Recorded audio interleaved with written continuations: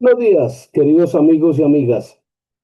Continuamos en este martes 4 de agosto, estudiando el libro del profeta Isaías.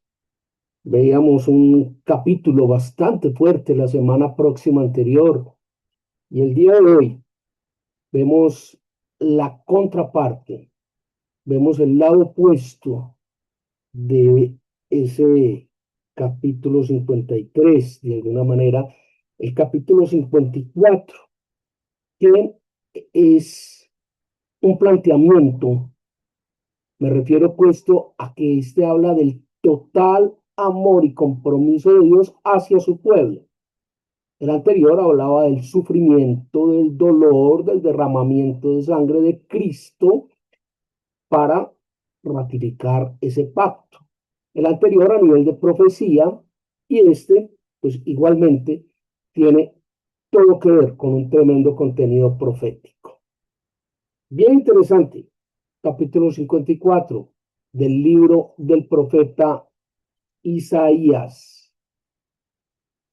Padre, queremos agradecerte por este tiempo, queremos agradecerte por este momento que nos permites de paz, de tranquilidad, de sosiego, a la luz de tu palabra. Aguza, Señor, nuestros sentidos espirituales. Te rogamos por nuestros seres muy amados. Te rogamos, Padre, por la condición del mundo y del planeta. Ten misericordia de aquellos que no te conocen, cuanto más de aquellos que conociéndote, Señor, no son conscientes de tu presencia en sus vidas. Ten misericordia de nosotros, por cuanto tú y solo tú eres santo, Señor.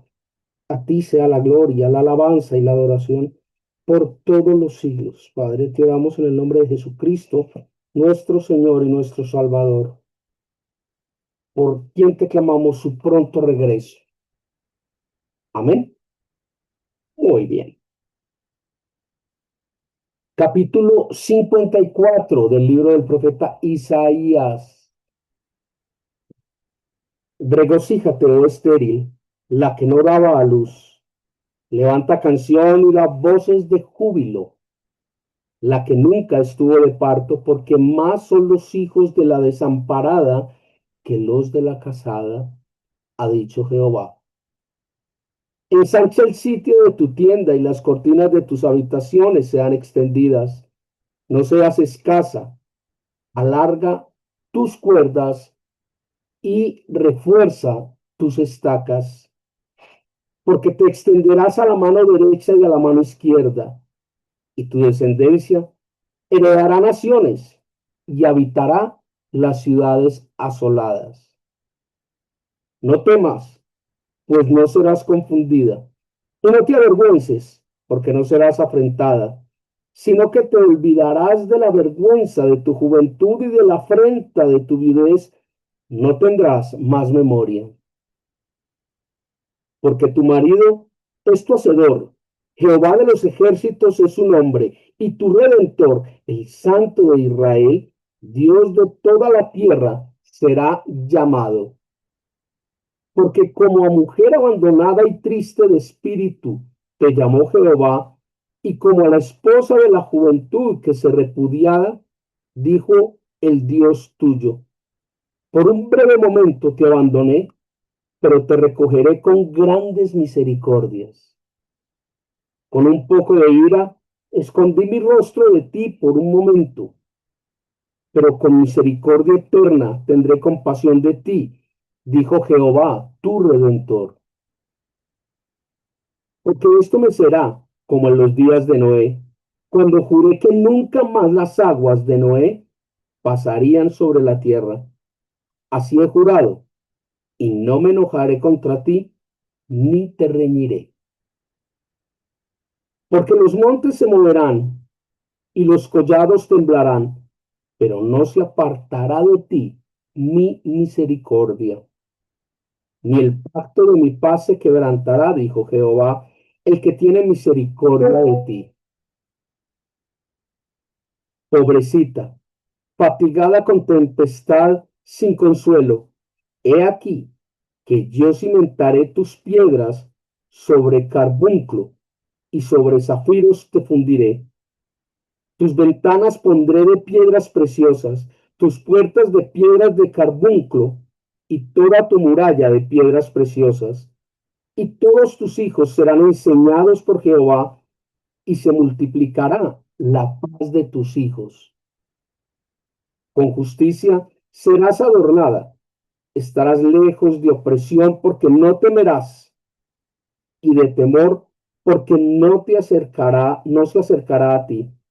Si alguno conspirare contra ti, lo hará sin mí. El que contra ti conspire, delante de ti caerá. He aquí que yo hice el herrero que sopla las ascuas en el fuego y que saca la herramienta para su obra. Y yo he creado al destruidor para destruir. Ningún arma forjada contra ti prosperará y condenarás toda lengua que se levante contra ti en juicio. Esta es la herencia de los siervos de Jehová y su salvación de mí vendrá, dijo Jehová.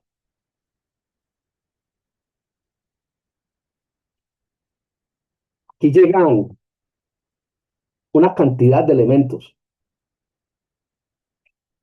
unos maravillosos, otros excelentes y otros que han sido manipulados por algunos pastores y sacerdotes que utilizan la parte buena de este capítulo 54 para atraer gente a Dios. La verdad es muy claro en el capítulo 54 el proceso, el camino que ha tenido que recorrer el pueblo de Israel, la ciudad de Dios, el pueblo de Dios y el destino final. Y es necesario comprender todo este proceso para poder disfrutar de esa garantía, de ese pacto que Dios nos da. No solo por llamarnos hijos de Dios, somos hijos de Dios. Recordemos que no todos somos hijos de Dios, todos somos criaturas de Dios. Es muy claro ese procedimiento y este pacto, este acuerdo que hace Dios es en este momento histórico exclusivamente, únicamente para su pueblo. Con la llegada de Jesucristo, devolvámonos a Isaías 53, con ese nuevo pacto, con la sangre del Cordero, con la adhesión a la obra de Cristo, entonces entramos a formar parte del pueblo de Dios, no antes. Mire que claramente Dios llama, hace un llamado a esa esposa de la juventud, a ese momento de euforia, a ese momento de locura, donde esa novia o esa esposa joven se aparta, refiriéndose claramente al pueblo de Israel, y de cómo Dios en su infinito amor la perdona, y no solo la perdona, sino que ocurren dos elementos adicionales. La perdona, no vuelve a recordar ese pasado. Y en último lugar, la llena y la colma de misericordias. Tremendo. Y más allá de estas dos connotaciones, de estos dos valores agregados de Dios, establece algo. Ah, pero eso es contradictorio con lo que vas a decir. ¿Y usted qué va a saber qué voy a decir? Pues espérate a ver. Dice que su pueblo se va a ensanchar de tal manera que van a tener que poner carpas más grandes, va a haber que pensar las cuerdas, hay que asegurar y reforzar las estacas porque va a ser muy grande. Ahí es donde todos aquellos que se adhieren o nos adherimos a la obra de Cristo, entramos a formar parte de el pueblo de Dios. Entramos a ser sus hijos. Entramos a ser beneficiarios de esa gran misericordia, de esa ciudad que es adornada y construida con y sobre piedras preciosas. Tremendo.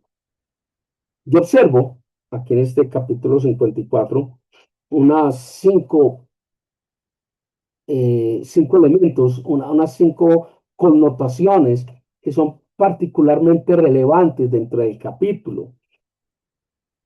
La primera de ellas es que se da, per se, un regreso del pueblo de Dios que había sido exiliado.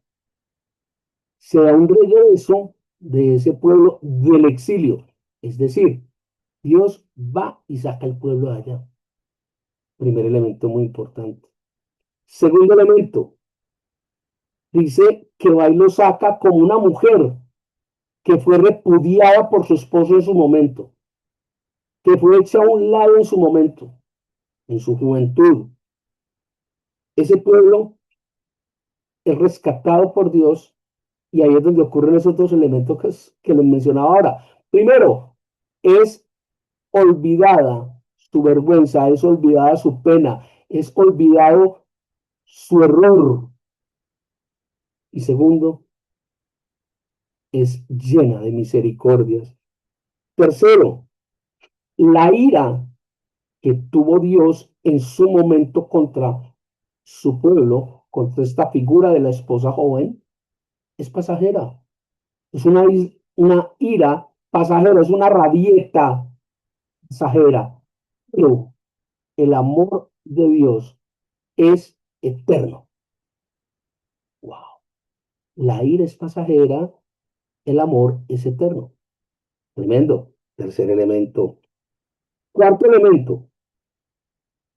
Ese pueblo de Dios que fue rescatado del exilio, ese pueblo es reconstruido. ¿Por qué? Porque la ciudad, durante el exilio y en el momento en que fueron capturados y llevados a exilio, la ciudad quedó totalmente destruida, la ciudad quedó en ruinas, Jerusalén quedó totalmente destruida. El reino de Judá por poco y desaparece.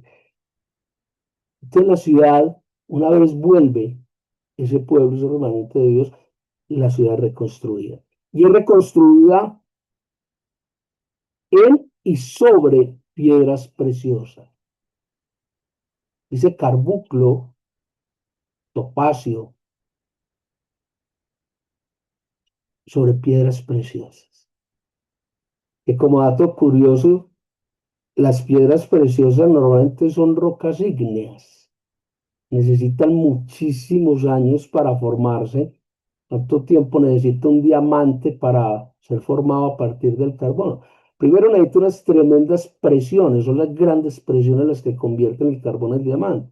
Y segundo, son piedras muy finas, muy fuertes, muy duras. Acuerde que por allá en la escala de dureza de Mohs, el elemento más duro es el diamante. Entonces, imagine, pues, vamos a cimentar esa nueva ciudad sobre piedras preciosas, es decir, va a quedar firme, sólida, fuerte. Y sus murallas van a ser en piedras preciosas. Enseguida vemos un poquito cuál es el trasfondo de esto. Sí, ahí está, vea. La abundancia, la prosperidad, el dinero, vea, cómo están sus cuentas con Dios. Bueno, un quinto elemento es que esta ciudad que va a ser reconstruida para el pueblo de Dios, que se va a ampliar a derecha y a izquierda, según dice allí, va a ser guardada y protegida por Dios. Quinto elemento. Es decir, cualquiera que venga aquí a meterse a la fuerza no va a entrar. Dice, cualquier arma forjada por hombre no va a pelechar. Y ojo que esto tiene un trasfondo importante. No están hablando necesariamente de prosperidad económica y financiera. Ojo. Empecemos a disgregar, a separar estas cinco observaciones, estas cinco temáticas, estos cinco elementos que hemos rescatado del capítulo 24, 54 del libro del profeta Isaías. Hay muchas cosas allí de por medio para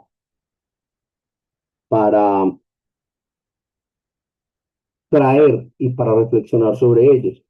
El primero es que, reitero, se hace extensivo el pueblo de Israel con la salida del exilio. ¿Cómo así que se hace extensivo? Se va a ampliar, va a crecer en gran medida. Eso quiere decir que la iglesia, la fe, la conformación, el cuerpo de la iglesia de Cristo se va a ampliar. Ahora, ahí está el avivamiento del que habla Apocalipsis. Pues es muy probable, yo no sé. Es muy probable que sea ese avivamiento del que habla Daniel y del que habla Apocalipsis. Y es que la iglesia va a crecer en gran medida. Eh, este tema del crecimiento lo vemos plasmado en Génesis 28, ¿verdad? Por el versículo 14, si la mente no me juega mal, por allá lo vemos plasmado de que se dará después del exilio ese gran crecimiento. Dice eh, que ese amor de Dios, y aquí se funden en un solo el capítulo 53 y el capítulo 54, ese amor de Dios es el que le da sentido a la salvación. Sin amor de y para Dios no tendría sentido la salvación. Pues ¿de qué sirve? ¿Cómo así? Sí. Imagínense que Dios saca a su pueblo del exilio, le hace una ciudad fortificada y salió. Bueno, ya ahí les dejé, mire a ver cómo le hacen. ¿Viste? Entonces, pues, ¿ah? ¿A dónde cogemos o qué hay que hacer? O, no, ese es infinito amor de Dios el que le da sentido y dice, yo me quedo, yo los voy a defender, yo voy a estar con ustedes, tranquilos, no pasa nada, yo estoy ahí. Todo el que venga aquí a poner pereque, no, no va a prosperar, no va a ingresar, no va a entrar, yo los voy a proteger. Ese amor de Dios es el que precisamente, reitero, le da sentido, y un tremendo sentido a la salvación, ¿sí? Recuerde Juan 8:32, perdón, Juan 3:16. De tal manera amó Dios al mundo que, bueno, Juan 3:16. Juan 8:32 es conoceréis la verdad y la verdad os hará libres. Bueno, en fin, no estamos en eso ahora.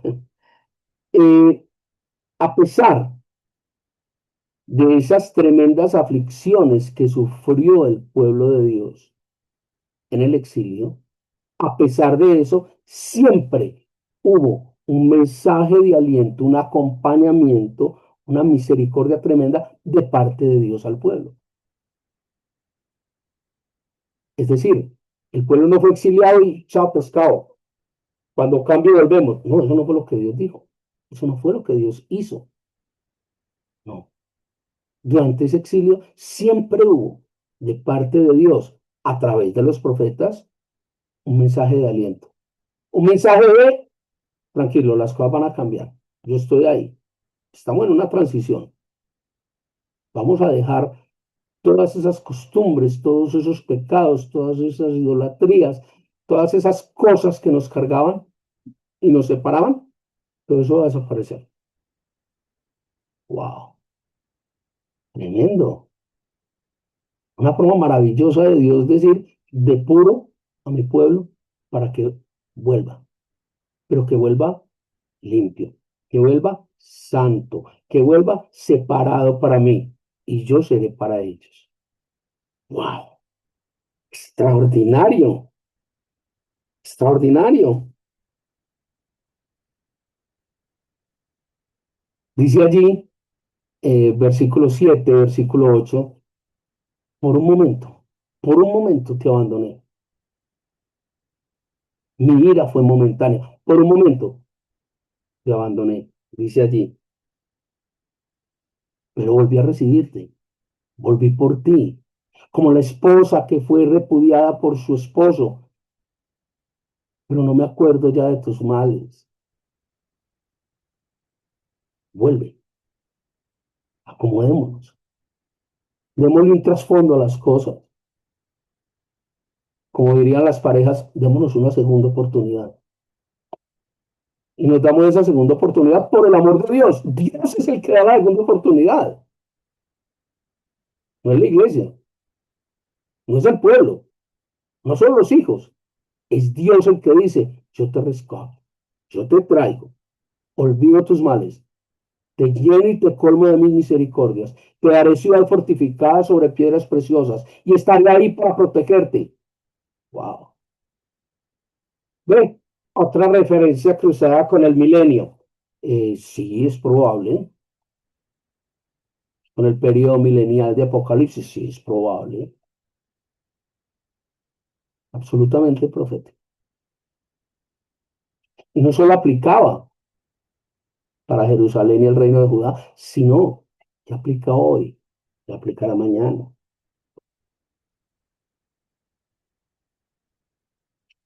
Sí, muy bien. Dios establece ahí una comparación. Ah, pero las comparaciones son odiosas. Sí, pero Dios establece una comparación. Y es que compara este pacto de paz y de amor que hace con su pueblo para no volver a sentir esa ira, ya abandono momentáneo, lo compara con el pacto que hizo con Noé. Acuérdese que a Noé le prometió y le dijo, las aguas nunca más volverán a inundar el mundo. ¿Se acuerda? ¿No se acuerda? Ay, Dios, Noé, el arca de Noé, los animales, de dos en dos, ¿no? Se inundó todo, 40 días, 40 noches llovió, ¿verdad? ¿No?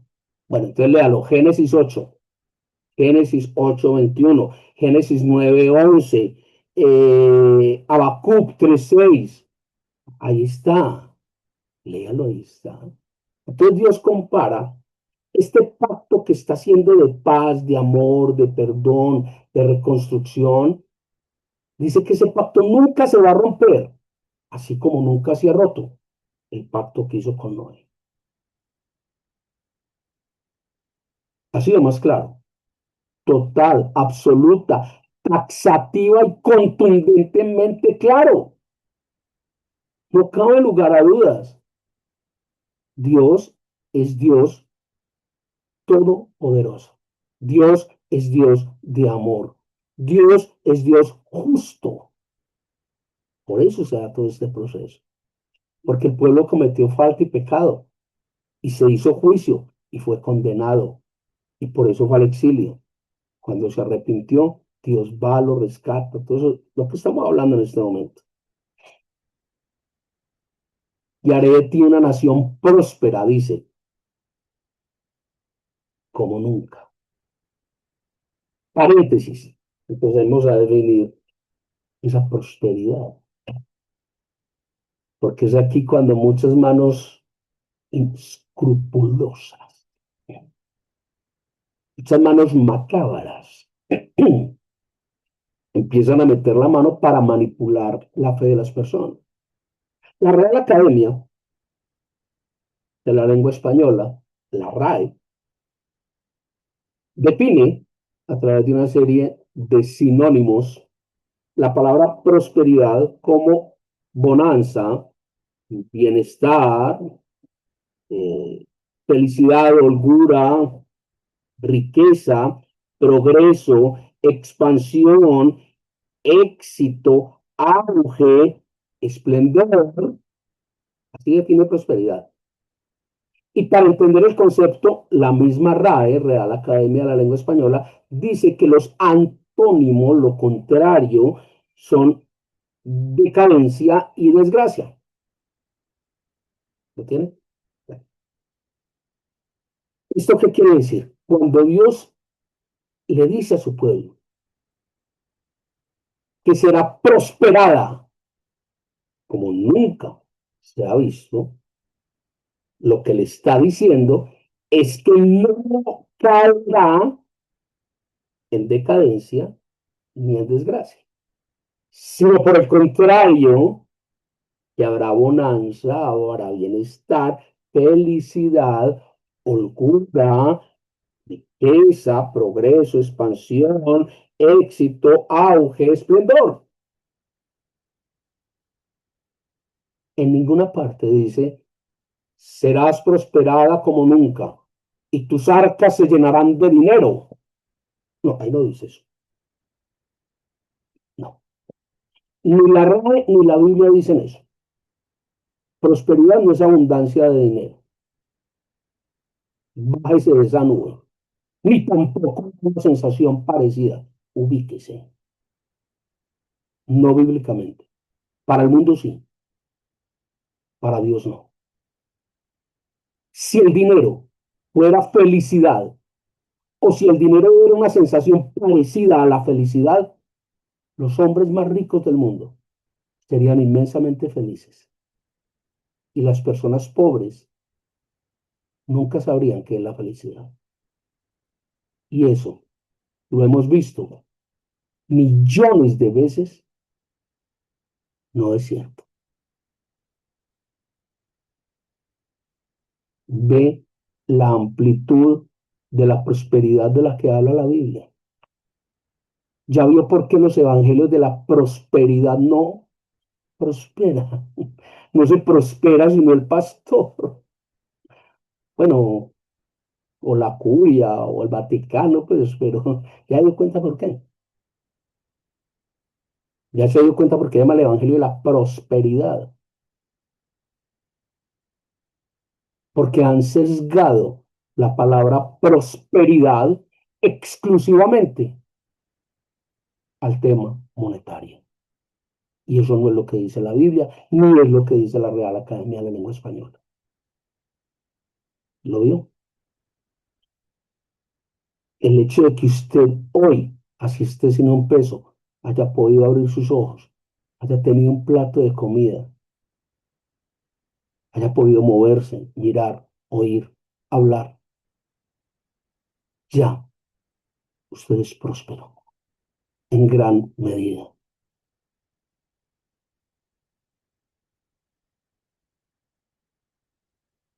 Ayer veíamos una película, veíamos un largometraje donde decía que más o menos un cuerpo humano podía estar por los lados de 1 millón de dólares en el mercado negro, es decir, cuánto vale un hígado, cuánto vale un riñón, cuánto vale un páncreas, cuánto vale una tráquea, cuánto vale un corazón en el mercado. ¿Ah? Decía que por 1 millón de dólares. Hombre, entonces el día que yo me vea muy embalado voy a vender un ojo. Seguro, mi riesgo, yo un ojo mío no lo vendo. Le vendo el hígado, ¿eh? Entonces, ¿cómo va a seguir viviendo? Ah, buen punto. Me estoy haciendo entender. Eso no se vende por dinero. Muy distinto es si un ser amado nos dice, necesito un riñón para seguir viviendo. Suyo. ¿Qué te debo? Suyo. ¿Se da cuenta el valor infinito que tiene la salud? ¿Se da cuenta? La prosperidad no es solo tener dinero. Cierra paréntesis. Muy bien. Jerusalén pasa, reitero, de ser una ciudad en ruinas y destruida a ser una ciudad construida con y sobre piedras preciosas. Lo hemos dicho muchas veces. Y esto reitero más que ser textual, que las paredes van a ser borradas en oro, chispas de diamante, todo eso, donde se rime uno de corta. eh, sí, pero el Apocalipsis dice que son calles de oro. Sí, es que yo no estoy diciendo que no sea eso, estoy diciendo que no es única y exclusivamente eso. Le estoy diciendo que es una garantía, es una forma de Dios decirle, usted va a estar firme, tranquilo. Eso no es lo importante. Lo importante es que usted forme parte de mi pueblo, porque si en el momento histórico actual, en una ciudad como la nuestra, nos llevan a vivir a una ciudad cuyas paredes son en piedras preciosas, no faltará el que saque una navaja para agregar a sacar las piedras preciosas y ir a venderlas. Te lo aseguro. Pero y entonces, no conociera yo mi gente. Bueno, ese no es el tema, pero piensen en eso. La reconstrucción del pueblo de Dios se hace no solo físicamente, como se reconstruyó, sino espiritualmente.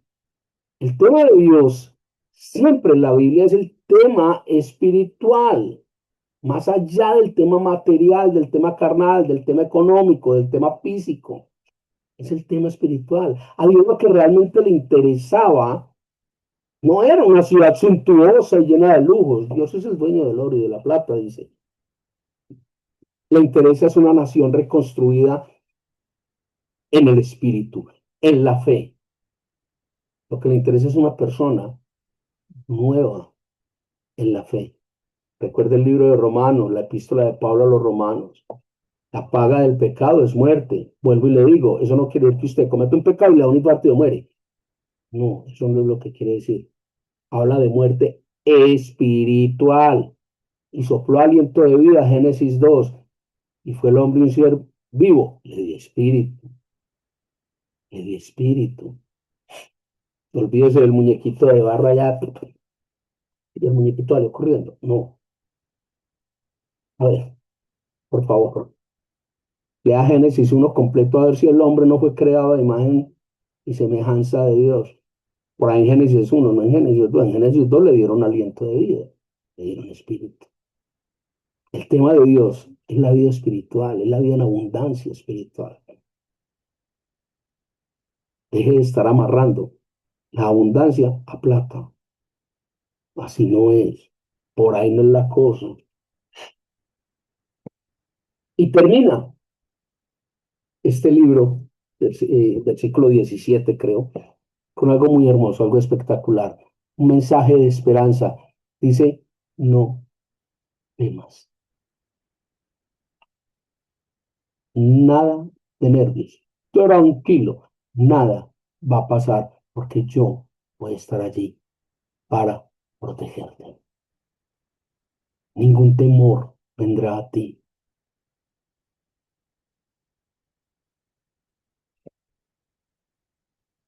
Isaías, capítulo 24, el 54, otra vez. Joder, que estamos en el 24 en Jeremías. Isaías, capítulo 54, excepcional, maravilloso. Yo creo que cabe una pregunta para cerrar esta reflexión y es, usted y yo, por supuesto, ¿todavía estamos en el exilio